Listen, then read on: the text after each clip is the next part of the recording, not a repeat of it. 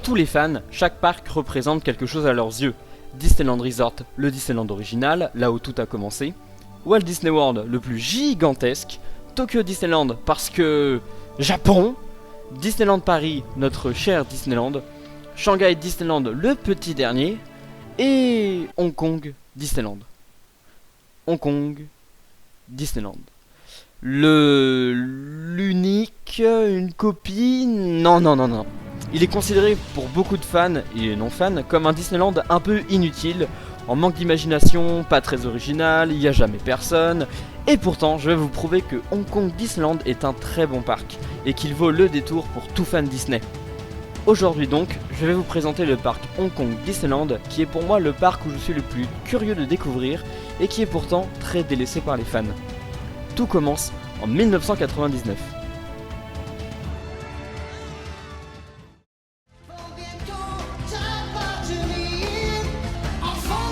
Non, Tarzan, non, pas toi. Je sais bien que t'es sorti en 99, mais on parle pas de toi aujourd'hui. Non, désolé. Non, on remballe. Salut. Le 2 novembre 1999, Disney officialise le projet Hong Kong Disneyland prévu pour 2005.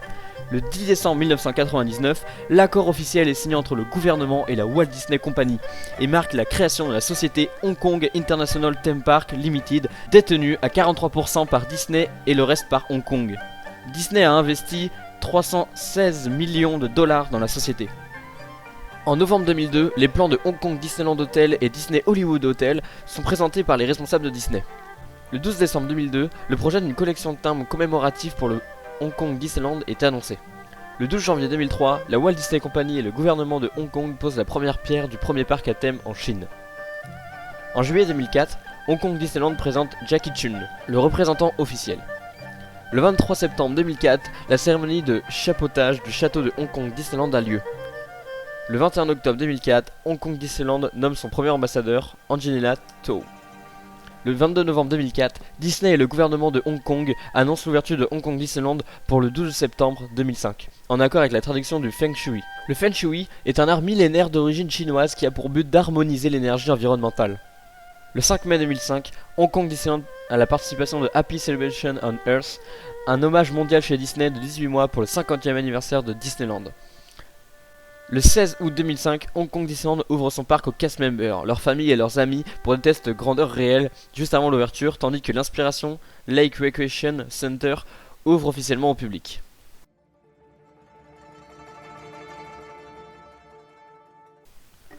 Et ce fut le début d'un massacre? Non, bon, laissez-moi vous expliquer. C'est en mai 2005 que le parc a ouvert. C'était le plus petit des 5, mais ils ont oublié Frontières.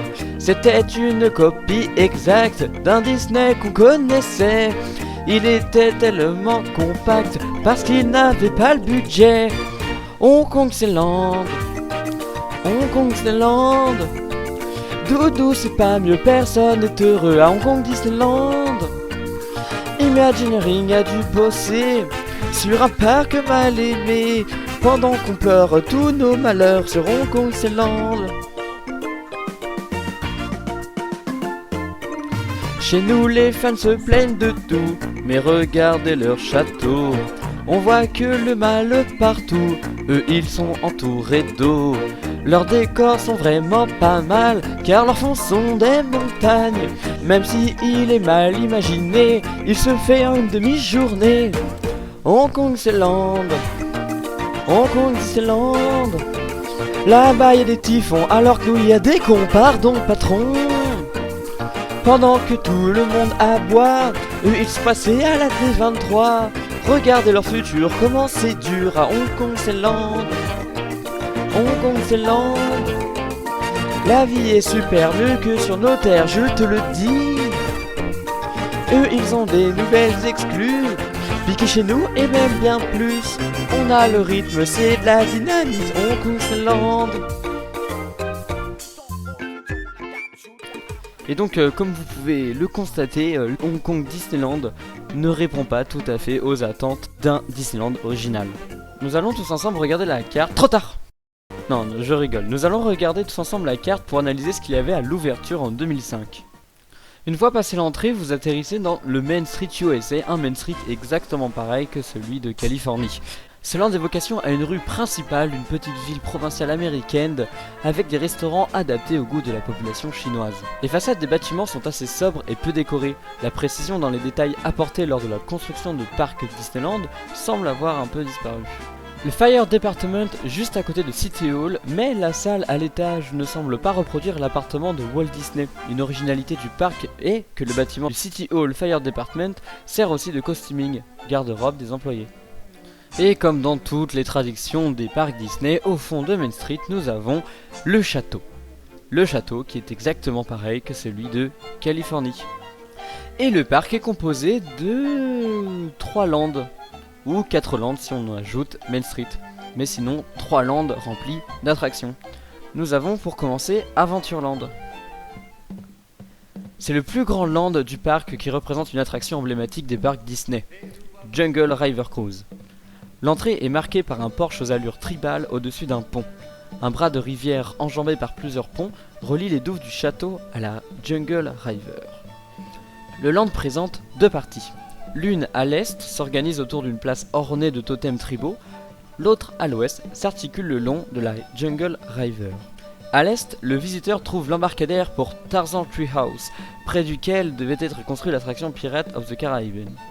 Ainsi que le théâtre The Wild qui accueille avec ses 2250 places le spectacle de 28 minutes Festival of the Lion King, précédemment présenté au Disney Magic Kingdom. À l'ouest se trouve la principale attraction du land. Jungle River Cruise consiste en une croisière sur une rivière à l'intérieur des régions les plus cachées du monde. Le long des berges, différents décors exotiques se reconstituaient en représentant plusieurs thèmes de son aîné en Californie. À côté de l'embarcadère, Licky Tiki's est une attraction constituée de jets d'eau à destination des enfants. Maintenant, intéressons-nous à Fantasyland. Cette partie du parc est disposée peu ou presque comme le Fantasyland de Disneyland en Californie. L'entrée principale se fait par le château de la Belle au Bois dormant. Nous pouvons trouver les attractions suivantes. Mickey Filaire Magique, présente comme un concert en 3D animé par des audio animatronics. Mad's Hatter Teacup est une réplique des célèbres tasses à café d'Alice, située à l'extrême droite du land. Cinderella Carousel est une copie du carrousel de Disneyland et se trouve derrière le château. Dumbo The Flight Elephant est une copie de la version de l'attraction conçue à l'origine pour les parcs Disney. The Many Adventures of Winnie the Pooh reprend la version du Magic Kingdom de cette attraction sur le thème de Winnie l'ourson. Storybook Theater, une comédie musicale de 25 minutes sur les célèbres personnages des dessins animés en format court de Walt Disney. On peut y trouver aussi des petites attractions mineures comme Snow White Grotto, Sword in the Stone, Fantasy Garden. It's a Small World a ouvert le 28 avril 2008. L'attraction présente 220 jouets et 241 personnages dansants, dont 38 personnages Disney. Elle comprend une scène supplémentaire avec un décor exposant une vue de Hong Kong. Maintenant, passons à Tomorrowland. Dans cette zone futuristique du parc, le visiteur trouve Buzz Lightyear Astro Blaster est une réplique de l'attraction californienne où les visiteurs embarqués dans des Omni-Movers tirent sur des cibles représentant le monde de Toy Story. Space Mountain est une réplique à celle de Disney en Californie. Orbitron est une version plus colorée de Orbitron du parc Disneyland avec 16 soucoupes volantes de 4 places. Les 3 attractions suivantes ont ouvert un an après le parc, soit le 25 juillet 2006. Autopia est situé presque totalement de l'autre côté de la ligne du chemin de fer entourant le parc, excepté la portion du circuit située en dessous de Space Mountain entourant UFO Zone. L'entrée simule celle d'un circuit de course. Stitch Encounter, dessin animé interactif basé sur le personnage de Stitch. Un espace de jeu pour enfants nommé UFO Zone complète cette zone du parc. Toy Story Land. Toy Story Land est une zone thématique inspirée de l'univers de Toy Story. Inaugurée le 17 novembre 2011, une statue géante de Woody est située à l'entrée du land. Parce que Buzz était déjà chez nous, en France. Cette zone comporte 3 attractions. Toy Soldiers Parachute Drop, une attraction de type tour parachute. Slinky Dog Zigzag Spin, une attraction de type Music Express. RC Racer, une attraction de type Half Pipe. Une zone similaire à celle-ci a été inaugurée chez nous en France le 17 août 2010. La zone Grizzly Gulch. Cette extension, inaugurée le 14 juillet 2012, elle représente une ville minière abandonnée qui se réapproprie des ours. Elle est composée de Big Greasy Mountain Runway Minecars, de Geyser Gwitch, une zone avec des jeux avec des geysers. Misting Point, ouvert en printemps 2013, est le troisième land dans le parc situé à l'extérieur de la ligne de chemin de fer entre Toy Story Land et Grizzly Gulch. L'attraction principale est Mystic Manor, un manoir qui est sur le point de convergence d'événements surnaturels et de forces mystérieuses au cœur d'une forêt vierge. Cette attraction est centrée sur une variante de celle des Haunted Mansion.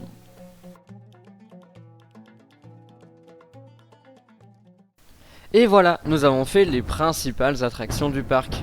Bien sûr, comme tous les parcs Disneyland, il y a des événements saisonniers comme la saison de la force. Leur Space Mountain devient Hyper Space Mountain, mais en beaucoup mieux que chez nous.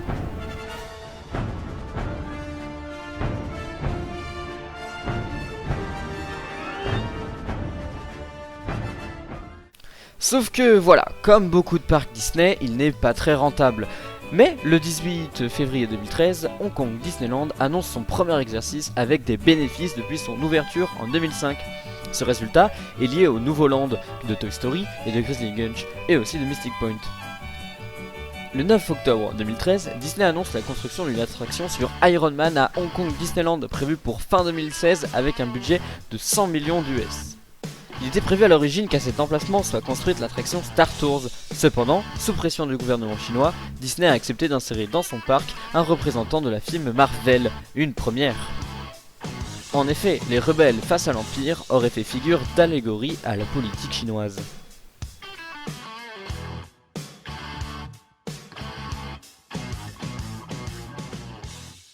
Mais voilà, le parc a beau faire quelques bénéfices, il a toujours du mal à être rentable.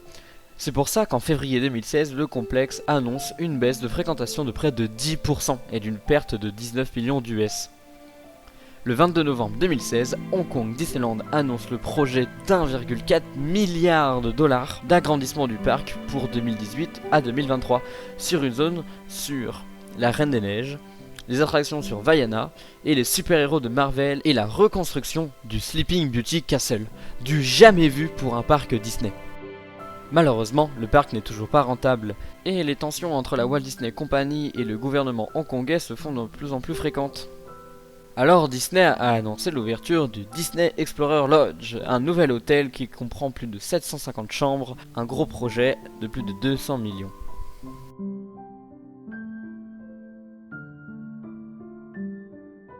Le 17 février 2017, le Hong Kong Disneyland Resort annonce une perte de 200 millions de dollars pour l'année de 2016 en raison d'un recul de son activité tant en nombre de visiteurs qu'en revenus. Le 27 février 2017, le gouvernement de Hong Kong souhaite revoir le contrat du Hong Kong Disneyland Resort en raison de la redevance versée à la Walt Disney Company, malgré des pertes financières. Mais la Walt Disney Company décida, comme chez nous, de racheter le parc.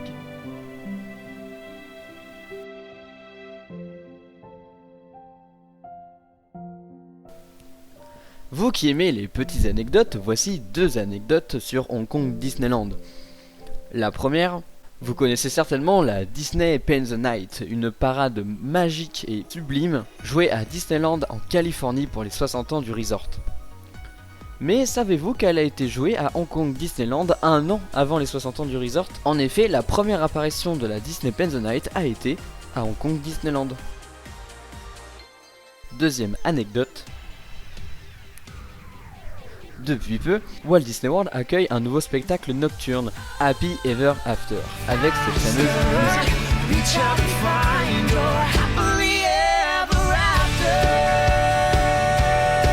Le thème principal de ce show nocturne existait bien avant Walt Disney World, mais pour les 10 ans de Hong Kong Disneyland.